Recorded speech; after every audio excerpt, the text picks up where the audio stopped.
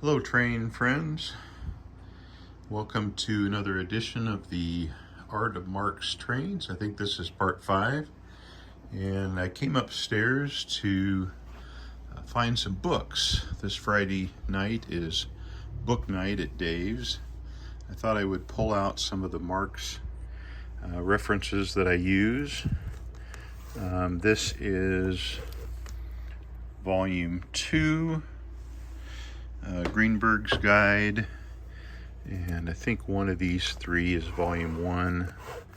There's some differences there. We'll look at those. I don't see volume 3. It may be downstairs already. Let's see what else we've got. We've got the Marx instruction sheets. I'll grab that. Castillo's book on Marx repair. Should probably grab that. And let's see what else we've got. Oh, these are kind of fun. The Sears and Ward's toy train department. Ward's is volume 2. And let's see, Sears is volume 1. So that would apply to Marx.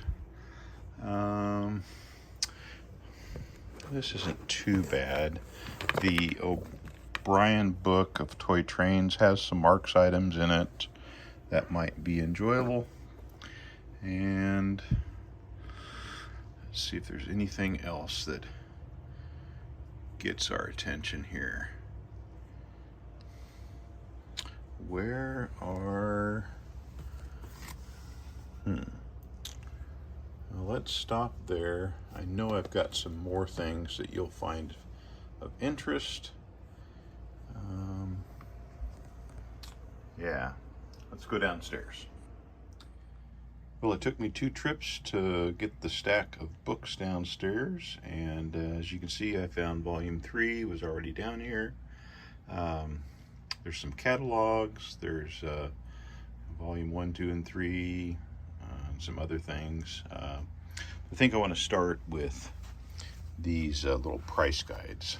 So let's make room and we can talk about those. Well, let's start with the little Greenberg pocket guides. I've got a ton of these, and this is the 6th edition, which is, I think, published in 97. This is the 7th edition, which is published 99, and it includes both regular Marx production and new Marx Ameritrains production, as well as HO. And how it's sorted is by toys, by Joyline, articulateds, and then the diesel engines, steam engines, and tenders. And then you get into the freight cars, 6-inch, and goes into scale, and 7-inch, and plastic, 4-wheel and 8-wheel. And I think they haven't produced these in some time. I know there's at least one more current than this, but I doubt that much has been updated. But like for instance, we go to the 7-inch section, and there's some tenders. Price good, excellent. These are handy. They're inexpensive, and typically this is the first thing a collector would get, and it's pretty exhaustive. It shows just about everything they made. At the end is accessories, and I think even though this is almost 25 years old, it's just as valuable as it was when it was printed. So if you don't have one of those, you should probably get one of those. And then next, let's look at the Greenberg books volumes. There's 3, which is sets. And over here, of course, it's on the bottom. me turn it off and I'll get to it. Okay, volume 1, 2, and 3. Little confusion here, and maybe some of you that are watching can help clear up some of that for me. The first one is not a book. It's a magazine of sorts put out by Greenberg Publishing in 1978, and I think it was done to promote the first volume. And there's a letter from Bruce inside there that talks about the book, and then the rest of it is ads for parts and more books. It's just kind of interesting, so I keep it with volume 1. So that's that. Now here is the confusion. So here's the book that magazine promoted. And there's 2 copies, and I think I kept both of them because there's a difference, and I don't recall what that is. But anyhow, I refer to this as volume number 1. And it was, I think, printed in 78, like that little magazine. And if you get a chance to purchase one, I think it's worth it. It has a lot of information in it that you'd find interesting. Some prototype stuff. The one thing that I find difficult are the tables. This table is on Joyline, but it tries to capture the variations, which is really difficult in Marx because there's so many. But still, it's a great book. So there's 2 copies there. And then this book, which is printed in 1985, I think it's still considered volume 1. But perhaps it's an updated version of the first book that Matsky produced under the Greenberg Guide label. This one I like a little bit more because it doesn't have those tables in it, and it's listed more like a price guide, but there's still history in it, and it's got some great color pages. And I've spent hours looking at some of these color pages. I mean, look at all the 6-inch variations of boxcars. There's the 994 in Disney red and then standard black. It shows a little bit of difference on litho frames, black and silver, and then red and white. There's a couple things they call pre-production, which is very interesting. And I've spent a lot of time looking at the Commodore variations, and there's some English stuff, and there's a page in the middle here. There's some Schilling stuff, more Joyline. There's the trolley, rapid transit, articulated. And this is a fun page because there's some, I guess you call them samples or prototypes in here. And if you like custom projects, you can really get some good ideas looking at these pages. And there's some track trains and floor toys. There's accessories, diesels, the prototype GG1s, those are fun. There's hand cars, Honeymoon Express, the bunny train. For some reason, the bunny's not in that one. Disney stuff, Super Circus. But I really like this book. It's certainly worthwhile. Then volume 2. We'll take a look at that.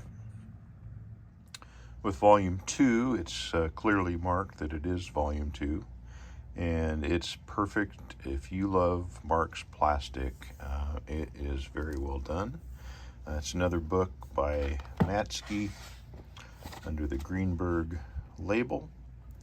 And See, it begins with diesels, then 3/16, 7-inch, and there's a lot of plastic.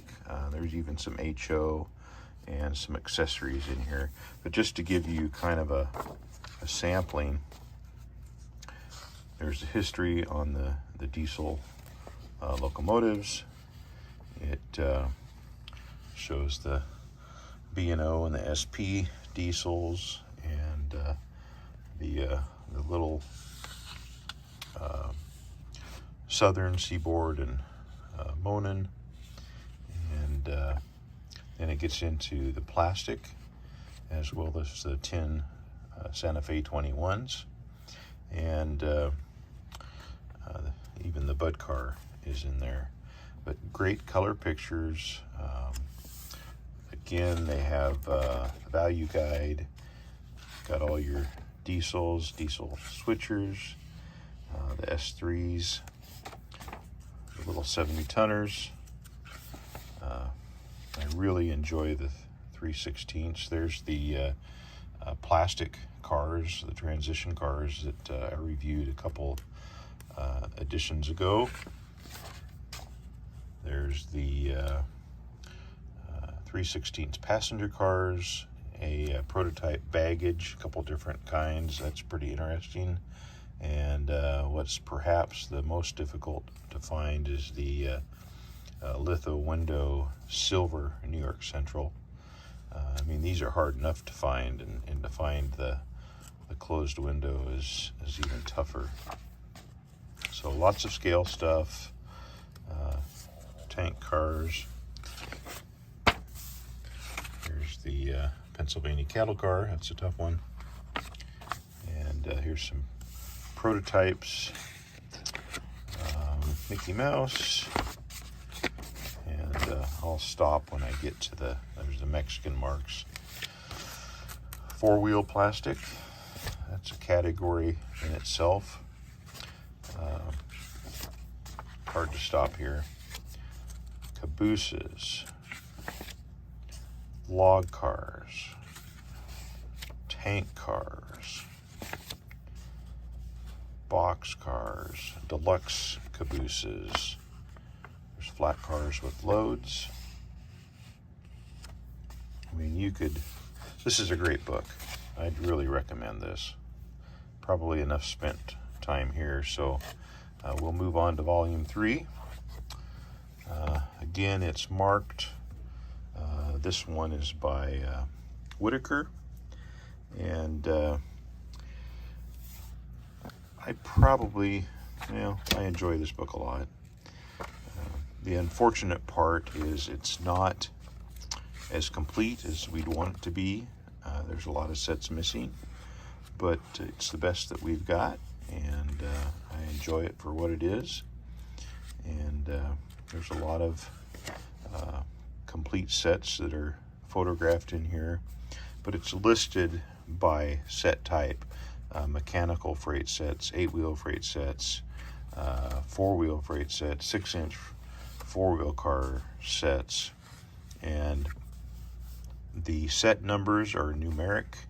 And actually, if I go back to the table of contents, it's really helpful if you get a set and you want to know, or a set box and you want to know what was supposed to be in there. It shows the Marx set numbering system, and for instance, like 25,000, 25000, that's usually a 999 set. So if we look right down here, 25,000 sets with 999 die-cast engines and scale or plastic cars, and there's a ton of those sets out there, and it just helps find the sets in the book. And there's a section on passenger sets. Here's the 7-inch car sets, plastic freight sets. There's passenger sets. Here's sets with 8-wheel plastic cars, and again, there's pictures. They're a little bit sparse, but it makes it fun if you're wanting to know what was in a set, and you can kind of, you can build your own, I suppose. There's the articulated passenger sets. Isn't that gorgeous? That Red Mercury and the Copper Queen. Look at that set. So this is a great book to have. This one seems like it's hard to find for less than $100, but you can keep an eye out and just watch for them. But I'd certainly recommend the three-piece set from the Greenberg. And let's look at the next one. Show you a couple more Marx Greenberg books. This one's called Greenberg's Train Catalogs, and it's basically photocopies of catalogs from 1938 to 1975. And I have some of these catalogs that came with sets, and I guess it's nice to have them bound. And I certainly don't have all of these, and I enjoy this book. Let me say I need to revisit it. It's been a while since I've really looked at it closely. You know, these catalog pages might look familiar to you. There's some track diagrams in there. I don't know that I see this book that often. I think it's worth having. I'd recommend this. That's the Greenberg Train Catalog book. And then there's this one. This is called Greenberg's Guide to Marx Instruction Sheets. And I don't think this is purely railroad. Maybe it is. This is a huge book. Yeah, there's like the Ford Apache and some other play sets in here, but it's mostly train. What I find that I critique most about this book is that it's repetitive. They just show over and over, how to hook your train up to the track. But there are some unique drawings in here, and I think you'd still find it useful. But I think all the books that I showed you previously are probably a lot higher in my list of wants. But this is available, and I see it now and then. I don't know what it costs, but you might enjoy it. So I think that's it for the Greenbergs. And I will show you the O'Briens. I know you saw me take that off the shelf. O'Brien's is a David Doyle book. This one says 6th edition. I'm sure there's a bunch of these out there. If you go to chapter 8, it's Marx. So it starts on page 350. And I think as usual, they spend way more time on Lionel. But that's okay. More for us, I say. So let's go to page 350 and see what we've got. It's a rather small section. Lionel H.O. Okay. So Marx, it starts with Joyline. So it's going, kind of by year. And there's a locomotive that's similar to the one I did just a week or so ago. And there's the bunny train. There's articulated. So they're nice color photos. So I think there's value in the book for that reason alone. Some pricing, and I don't recall how accurate the pricing is. To me, that's not that important. There's the William Crooks, steam locomotives, 6-inch cars, military cars, tank cars. So the photography's nice. I just don't know how complete it is. I just don't think there's enough there. We're already in Plasticville. So that's only 34 pages out of a fairly thick book that's devoted to Marx. So if you find one for cheap, it's probably worth having. Okay, let's talk about train repair. These books I've enjoyed a lot. There's two books. I thought that James did more than just these two, but maybe not. So James Beckerick, the wind-up train repair. Notice the locomotive on the front similar to the wind-up that I ran the other day, except for mine had a headlight. It really gives you an idea how to operate and maintain and even take apart and put back together a wind-up locomotive. And I think you can use this for more than just Marx, but James focuses on Marx. That's a great book. Not very expensive, and can be ordered online. And then his other one, which I probably enjoyed more, is the about the Commodore mechanical versions. And love the picture on the front. And it just shows, like, there's the reverse motor. Good information in here. Again, it's not very expensive. Some nice photography. I think you'd like this book. And since we're talking about repair, let's see if we can find Dr. Castillo's. Yeah. Okay. This is a repair manual that Bob Grossman used to have on his site. I don't think it's there anymore. Copyright 1994. It's very well done. If you need help repairing reverse units, if you need help repairing accessories, locomotives, there's some really good ideas about assembly and disassembly. It's a great book if you can find it.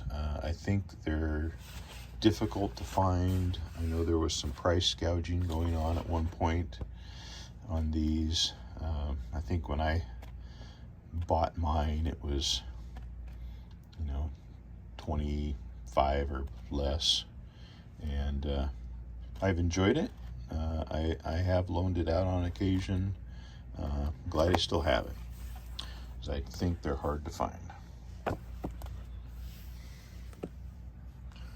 All right, we're going to start on catalogs, I think. Yeah. Let me pause for just a moment and collect my thoughts. All right, I've already gone a little faster than I anticipated, but there's a lot of material to cover.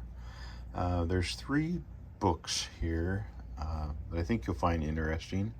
This one is 1951 to 1969. Says new in 1997 with color pages. And what it is are pages taken out of Sears catalogs. And it's not only trains, there's other toys. It's mostly just toys. But there's several pages just focused on trains.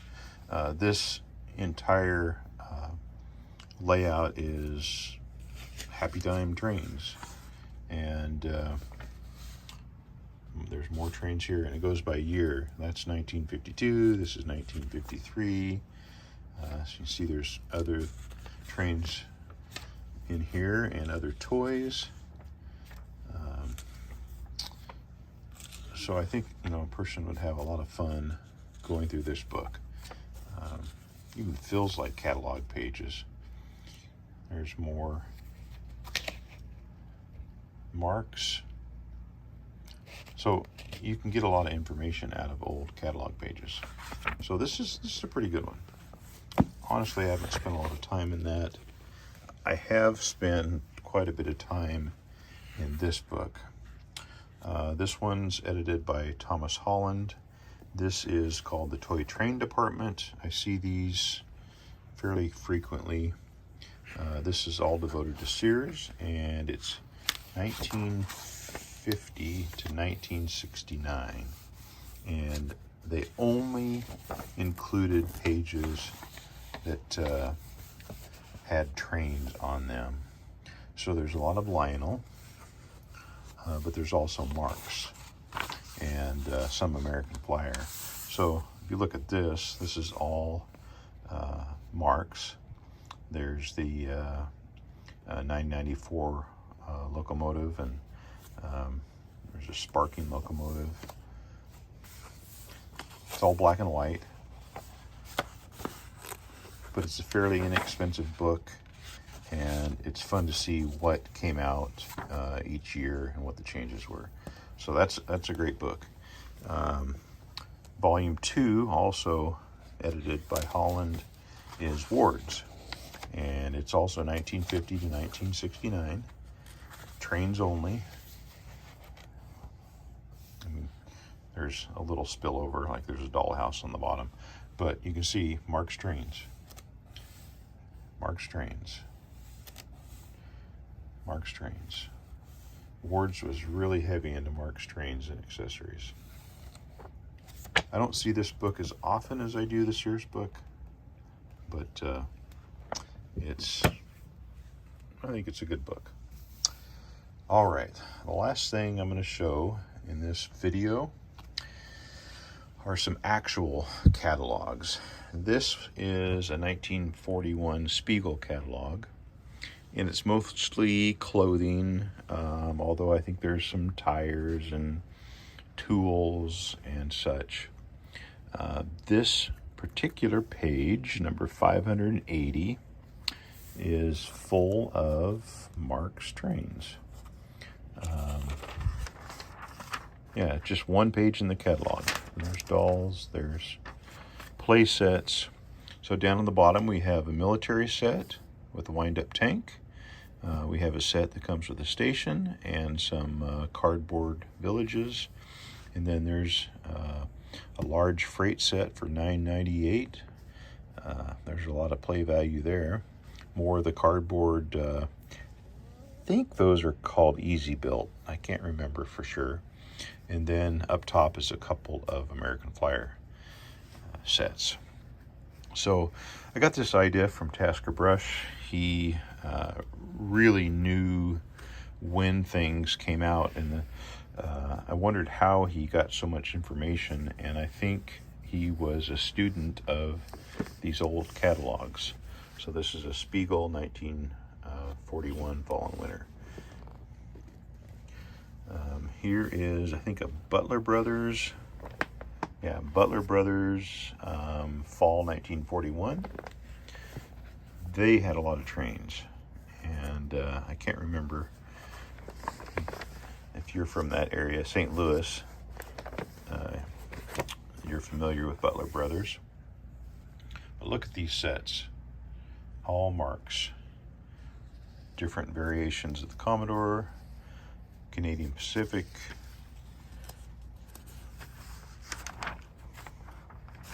accessories. Really useful. Not everybody's going to be able to run out and buy an old catalog, but keep your eyes peeled for one. This one is Spiegel, I believe it's 1938. Yeah, Fall and Winter 1938. I only found two train sets. You can get a Marx 30-piece passenger set or freight train outfit for $5.98. It appears, this is black and white, but it appears that this is the red litho frames on both the freight and the passenger set. And then there is people, and that's really unusual. This looks like the Lionel Joe Hilco people. Interesting. So 1938 Spiegel. There's a lot of info there.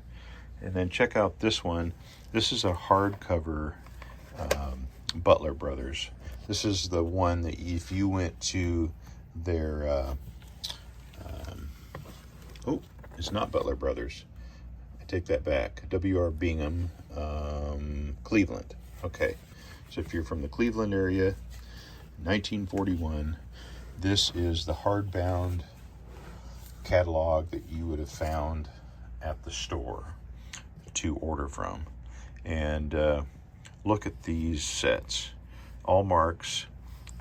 There's a set that comes in an Army barrack box, and just a little spoiler alert, I'm going to show you one of those sets real soon. And there's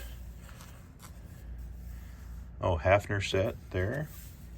I think there's a lot more trains in here. Yeah, there's some American Flyer. Let's see where the Marx starts. American Flyer. More American Flyer. Okay, Marx starts here with 6-inch. There's another military set. Let's see how much other stuff they have. See if they have any scale sets in here. Oh, there's more American Flyer and some Marx accessories. Really enjoy looking at these old catalogs. And looks like we have a little more American Flyer and Marx. There's a Marx station. I plan to show you a few of those in an upcoming video. But anyway, that's all I'm going to show you tonight for part 5 of the Art of Marx trains. I've got a growing list of requests. I have a request for more military, more passenger sets, and more customs, and those are up and coming. And I hope you enjoyed my quick review of books. There's a lot out there, and at least start with the Marx train pocket guides, and maybe your next purchase should be one of the Greenberg guides. But thanks again for watching, and let me know in the comments what you want to see, and have a great day. Thanks.